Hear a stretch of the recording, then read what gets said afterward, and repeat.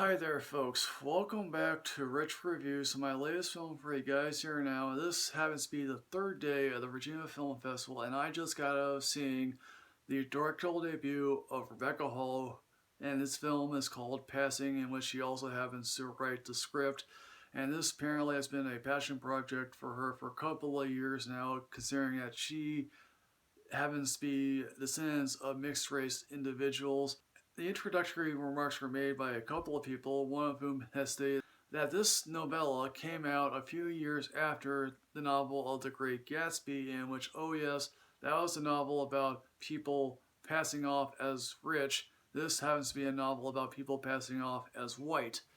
Filmed in the old-time aspect ratio and using classic cars, classic jazz, and classic clothes, this is supposed to be a statement about the nature of race in America. And if you thought to yourself, okay, we're all past that race relation stuff, things are fixed now, everyone can be free and equal.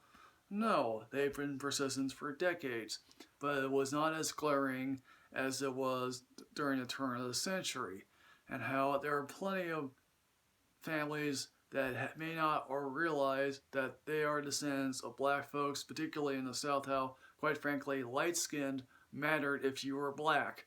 And if you were able to pass as white, you immediately did to ensure upward social mobility. Now, in this film, Irene, played by Tessa Thompson, and who is going about her day, and she's able to pass for white in certain circumstances, although she is married to a doctor, Brian, played by Andre Holland, which feels like he was immediately transplanted from the Nick, which transpired in the 1900s, to the 1930s now. He is a doctor, as I stated, and one day Irene meets up accidentally with Claire, played by Ruth Negga, having bleached blonde hair, and obviously the DP of this film, and along with a decision made by Rebecca Hall, films her in a light that makes you believe that, oh yes, Ruth Negga.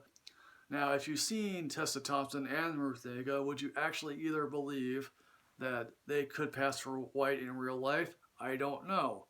If I met them in 1900 or 1910 or 1920, would I believe that they could have passed for white? Probably not. In watching this film, you were thinking to yourself, okay, Claire and Irene sort of have it all. Claire is married to the successful doctor. Obviously, in a sort of obvious symbolism, there is a crack in her bedroom, and it obviously says, hey look, there's cracks appearing in everyone's relationship.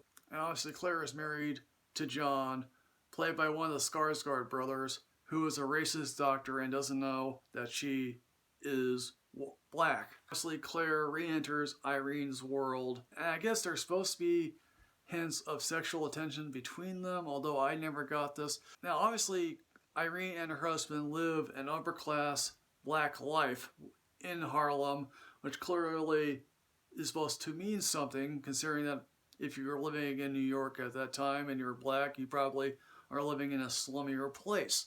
But no, they're able to hire help. Her husband basically spouts off to their boys, hey look, a man was lynched, and her husband is constantly trying to tell her, hey look, I may be an upper class doctor who happens to be black, but I know what happens when I encounter people who are white. Hey look, we get to meet some famous writers of the 1930s. Obviously we're told that Tessa Thompson had the opportunity to go full on pass for a white, but clearly she didn't do that because she believes that I need to know where my roots are, and clearly, yes, there probably is pain for those people who did fully pass for white. They lost something quite easily, and that is their own culture, but they had to embrace a social upward mobility.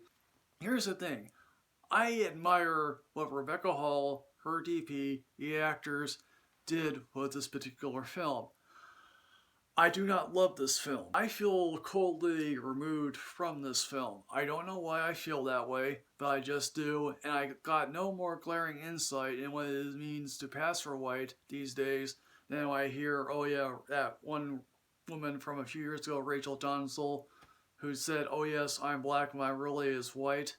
That's like, why would you do such a thing? So in the end, folks, I know there are going to be a whole lot of people that are going to place this film in the top 10 of the year on their list. It's not going to be on mine, but I am going to give this a matinee rating because I think clearly people should see this, spark a conversation with one another, respectfully of course.